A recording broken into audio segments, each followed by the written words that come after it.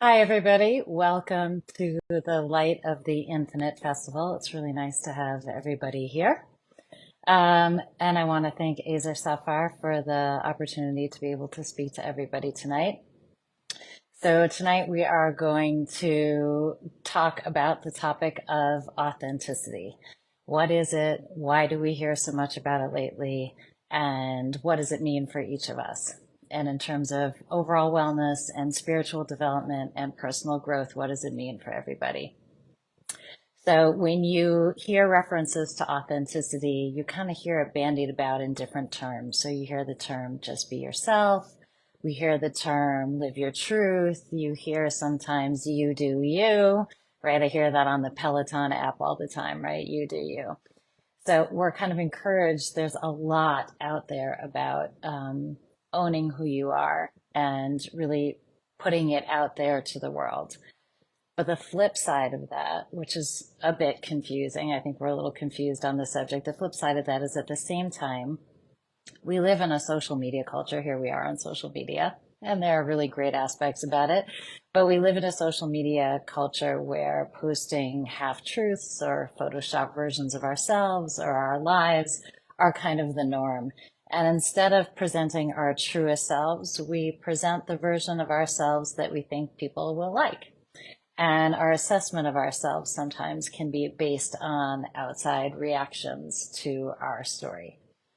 So where does that leave us in terms of authenticity? How do we kind of make sense of what feels like a bit of a push-pull in this area? And I'm hoping by the end of our discussion that you'll have a little more clarity on it.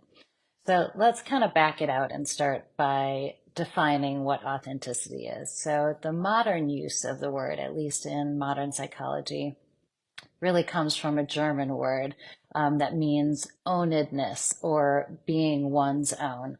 And it implies the idea of owning up to and owning what one is and what one does. So in another time and place, another era, authenticity may have just been called genuineness. It may have been called integrity. It may have been called honesty. But in today's psychological terms, authenticity describes being true to our nature and true to our own inner needs, our own desires, our thoughts, our feelings. And in short, it kind of means traveling through the world using your own inner compass. In the words of researcher Brene Brown, authenticity is defined as the choice, and I love that piece of it, the choice to let our true selves be seen. So let's think about that for a second. Your true self out there in the open, all you, all the time. No mask, no smoke and mirrors, no filters, no Photoshop. Does that sound exciting to you? Does it sound terrifying? Does it sound mystifying? Or does it kind of sound like all of the above? So if it feels like some combination thereof, you're definitely not alone. So in the words of Ralph Waldo Emerson, one of my favorite writers, he says that to be yourself in a world that's constantly trying to make you something else is the greatest accomplishment. So according to Emerson, choosing authenticity is at once a really worthy goal, and on the other hand, it's a very challenging endeavor. So I want us to kind of look at both sides of that. So I'm going to give you two stories. Bear with me, two anecdotes. So both of them happen to take place in the professional realm, but it doesn't have to just be in the professional realm. So this first story is from a gentleman named Philip. And he says, when I entered the professional workforce 12 years ago, I kept the different parts of my life separate. Compartmentalizing helped to keep everything nice and neat and tidy. And I got upset when someone exposed too much about me in a setting that I didn't like. Life was a series of strings that were running next to each other, rarely, if ever, touching. It felt clean. I felt in control. I had different versions of myself that I could present when appropriate. And this separation did two things. It prevented cross-pollination. It also made me feel less whole. It also took energy and mental effort to avoid entanglement of those strings. When I saw that, I decided I rather wanted to be one person living one life, bringing the most relevant facets of myself forward at any given time instead of having stark separation, rather being whole instead of disjointed. Yes, it can be messier. Yes, it can be alienating for some people dealing with me when they get to know unexpected parts of me. For me, however, it just means I can be more of who I am whenever I want, and that just feels really good. So Philip chose authenticity in this particular case, which to him meant choosing wholeness over what I would call kind of an internal splintering. And he happens to be an artist as well, and he painted this very interesting painting with all these different colors. And underneath it, for authenticity, he said that he chose dark and light, clean and messy. So he chose a fuller, albeit a less kind of nice, neat, tidy package for his reality. That was his version of authenticity. I'm going to give you another story and another version of authenticity here. So this story is actually by a leadership coach and expert. Her name is Jessie Lynn Stoner, and this is her story of authenticity. So she says, I had landed a prestigious job as a demonstration teacher at New Mexico State University. The classroom was housed in the School of Education, surrounded by one-way mirrors. I had 10, in quotes, emotionally disturbed children ranging in age from 6 to 10 who had been kicked out of the public schools. I was to use a strict behavior modification approach, rewarding positive behavior and ignoring negative behavior. The children received poker chips for completing assignments and good behavior. At the end of the day, the chips were exchanged for prizes. Misbehavior was timed out in an isolated area of the classroom. They would stay in the timeout area for a short period until they could return and behave appropriately. Since the classroom was housed at the university, I was alone with the children all day. No principal, no aides, no special subject teachers, no supervisor, and no support. It was me and the kids. Having studied behavior modification in college, I conscientiously followed the book and found it actually worked for all of the children, except for one. Benny was 7 years old, but he didn't look like a 7-year-old. He looked like a stiff little old man. He never laughed. He didn't play with the other kids. And it seemed like his only goal was to see what he could get away with.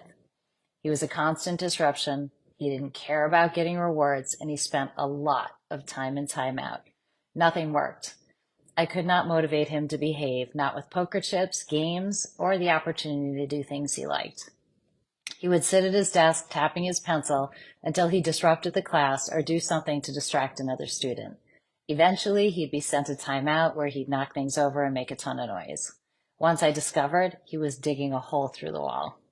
One day as I watched him tear up the timeout area for the 20th time, it occurred to me that I was totally out of ideas. I had tried everything, had done the techniques correctly, and nothing had worked. I realized I couldn't keep him in the classroom any longer. It was too disruptive for the other kids, but there was nowhere else for him to go. I had been his last resort. This meant there would be no school for Benny. I walked into the timeout area and sat down on the floor next to Benny, totally at a loss for what to do or say. And after a moment, I started to cry. I told Benny that I knew he thought I didn't care about him. I told him I cared more about him than he would ever believe, that I had tried everything I knew to help him. I was totally out of ideas, and I didn't know what to do. And here was the amazing thing. Benny just looked at me, stunned.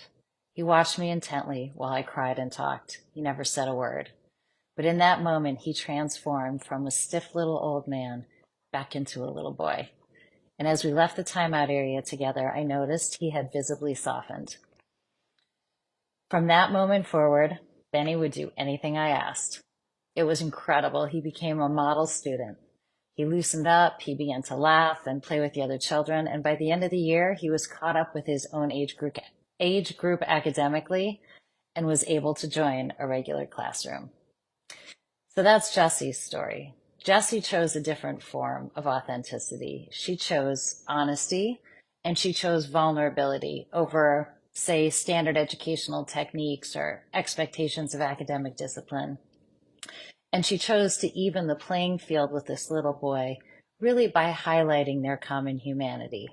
She chose authenticity in this story over authority, and she changed herself, and she changed the little boy in the process. So I would like to frame a couple pieces of this discussion. The first one is to talk about what are the benefits of being authentic? What are the benefits of showing up as yourself? So if we choose authenticity, it aligns us with our mission and it aligns us with our purpose. So that gives us a sense of overall fulfillment in life. It also builds self-confidence, but I actually like the word self-efficacy better. So self-efficacy is this concept that you can do things for yourself, that you are capable. Self-confidence is I feel good about myself. But self-confidence can sometimes be tied to external, it's like self-esteem can sometimes be tied to external validation. But self-efficacy is this concept that I am able to make changes and do things for myself. And I think that choosing this path of authenticity can help with that. It certainly helps our relationships. It helps to deepen our relationships because if you show up as your authentic self, then the people that you're in relationship with are going to be a better match for you. If you show up and you're as like kind of a facade of yourself or as some kind of, I like think of it as like a bit of a distorted image of yourself, that's what people are interfacing with. So if you have two people who are interfacing with each other from an authentic place, that relationship is going to be healthier, deeper, and more well-rounded. There's also this sense that we see from these stories. There's also this sense of like inner wholeness, that you're not splintered, that there isn't this sense of kind of being a chameleon, right? Where you're this person in this situation, you're this person in that situation. I mean, we all have a certain amount of social flexibility that we have to have. Not every reaction that's genuine of ours is appropriate in every situation. Obviously, we have to have some kind of sensitivity around that. But if the majority of your interactions are coming from a genuine place, it does help to cultivate that sense of wholeness. And inner peace might be another way to think about that. And the other thing is consistency. So it's sort of like when you tell a lie, right? So if you tell one lie, then sometimes you have to tell another lie. And then you have to remember that you told the first and the second, right? You got to kind of keep your stories straight. And I feel like it's a little bit like that with authenticity, is that if you're really working from a genuine place, you don't have to kind of try and remember who you showed up as in a different situation. You show up as you authentically are in that moment.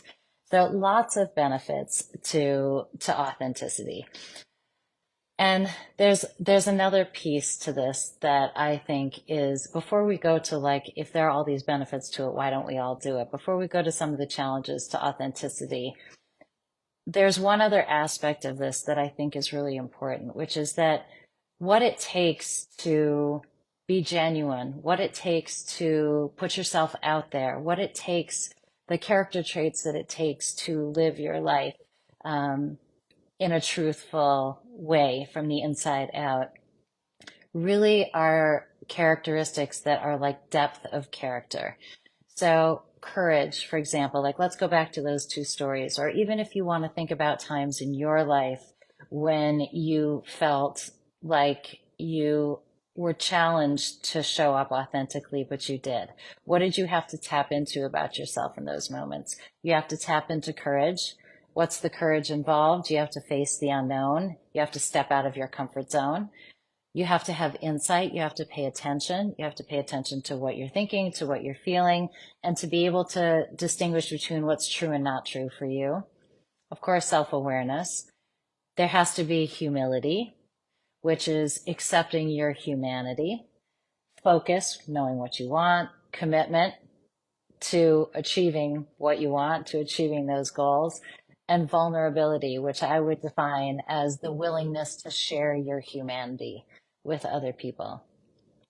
So as you go through the process of kind of looking inside, and when you face situations where you have a choice to show up authentically or not, you're going to have to kind of build a certain depth of character and certain qualities that are really very unique in some ways in this day and age.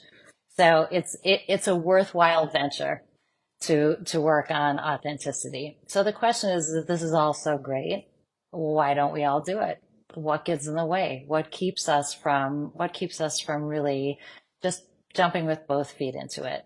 So some of these things I'm sure you can tap into, just kind of thinking about your own desires to show up authentically in certain situations. So if we're defining authenticity as making the choice to show up as you really are, so that begs the question. What's that question? You have to know who you really are. That's number one. Number two is there's often fear involved. So it could be fear of rejection. It could be fear of criticism, isolation. It can be fear of judgment. And it's sort of like an adage from our parents or our grandparents or whatever, like, oh, don't worry about what that person thinks. Oh, you don't need that person as a friend anyway. Or no, don't worry about it. You don't, if you're yourself and they don't like you, don't worry about it. Like, they weren't meant for you anyway. So that's easy to say, but human beings are social creatures and we're communal creatures. So to say that we shouldn't care about what anybody thinks, in my opinion, isn't a terribly realistic position to take. So we can't just turn away from the fear of being left alone. We'll talk about in a second about what we should do about that fear. But that is a major reason why a lot of us don't step forward and be our true selves.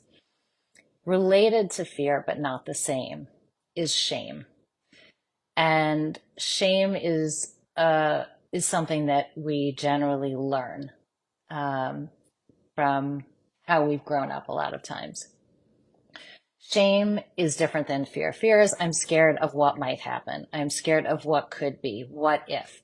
Shame is the feeling that you're unlovable or undesirable or unattractive or not good enough to fit in with society. And shame kind of lives in our head. So even if others do love us and accept us, shame convinces us that we're intrinsically unlovable, unworthy, repulsive to somebody else. So shame is another thing that keeps us from showing up authentically, because if we do, how could anybody the voice of shame is, how could anybody possibly want me, love me, etc. So that's another thing that gets in, that kind of stands in our way. And then there's just plain habit, right? It's just, we get into patterns, we get into behavior patterns, we get into thought patterns. And to break those patterns requires a real focus, like a depth of focus to break some of those patterns. And we're going to talk about that in a second. Okay, so I would like to kind of go through each of those. So we don't know how to address that, we don't know who we really are, that fear and that shame, to see if we can't make some forward progress towards authenticity. So the first step is to discovering you. If you're going to present yourself authentically, then you have to know who you authentically are. And there are a couple of exercises that you can do to kind of get you started on that if you're not sure. So the first one is in terms of character traits. And one of the exercises, I did this in one of my short videos recently on this subject, but a fun exercise to do is to step back to your earliest memories as a child. Go way back to as young as you can remember yourself. And try and picture what you remember about yourself that was positive. So whatever those character traits were. So when I think back on when I was a really little kid, right? So what are my youngest memories is that I was sensitive. I was a little goofy and silly. I was, I was like a generous kid. I was sensitive to how other people felt, right? There were other things too that I remember, but like, that's like a very first step to understanding some of your inherent natural character traits. The other questions that you can ask yourself is about who you are is what comes easily to you, either what character traits, what skills, what talents, what comes easy to you. What's challenging for you? What do you remember going way back being challenging for you? What are challenges that have kind of followed you throughout your life? And what are strengths that have followed you throughout your life as well? Another question you can ask yourself is, how would your best friend describe you? If you feel like you can't get a good, accurate read on yourself, maybe you want to take a poll. Maybe you want to ask around a little bit and then see if what they say resonates with you at all. It's also a good way to see how well your friends know you, right? So that's in terms of character traits. What about strengths? So there are lots of strength assessments out there. Coaches use them all the time. Counselors use them sometimes. But you can kind of personalize that process a little bit. So what are your strengths? So ask yourself, what accomplishments are you the most proud of? And think through what was involved in achieving that success. What do you excel at? And in what circumstances, I love this question, but in what circumstances do you shine the brightest? Like from the inside out. And that will start to give you, and I would encourage you to journal some of those ideas too. So I would, have you just kind of write some of those pieces down. And as you think of new things, you can add them for sure. Okay, so second piece is fear. So again, we said, like, we're social creatures. You can't just say, forget about what everybody else thinks. And, if you end up being alone, then that's what's meant to be. We can't really say that. We don't want to be alone. We're not constructed to be alone. What do we want? We want connection. We want belonging. We want to have community. We want to feel connected, right? So we can't just say that. So when we're in that place of fear, what if I show up? What if? Right? When you get to that place is, if you're going to imagine what's possible in the negative, try and imagine what's also possible in the positive. Try and imagine the possibilities when you get into that place of fear. The second thing is to really focus on that this is a learning process, and you're going to focus on that. The next one is to let go of your storyline. So a lot of us will do what we call in coaching, it's like future telling. And we kind of we predict in our own mind what's going to happen. So one of the ways to get out of a place of fear is by letting go of your storyline. You don't know the future. You don't know what's going to happen. And your projections are probably fueling your anxiety. So to let go of your storyline of what's going to happen if you show up authentically. And then to know that you're in a chapter of the book of your life right now, but it's not the whole book. And a big chunk of that book has not been written yet, and that you can write those new chapters. So those are a couple of kind of cognitive techniques that you can use when you're getting into a place of fear. You can also just acknowledge to yourself, hey, I really want, the next time I'm in a social situation, I really just want to show up the way I want to show up so that I don't feel anxious when I'm in a social situation, for example. And then to say to yourself, I don't know what that's going to look like, but I feel afraid. I can feel that fear, and that's okay. And you can just say it to yourself, this is nerve-wracking, this is anxiety producing, and I'm going to get through it, and step forward with an open mind on that. So in terms of the shame piece, so shame is deep, and doing just kind of a light, quick pass of this is not going to do it justice in any way.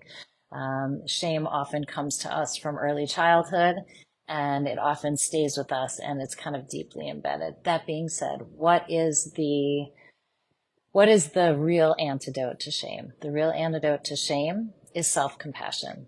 So self-compassion includes self-kindness, which is speaking kindly to yourself, taking the hammer and putting it away, and instead trying to change that inner dialogue so that it is more compassionate.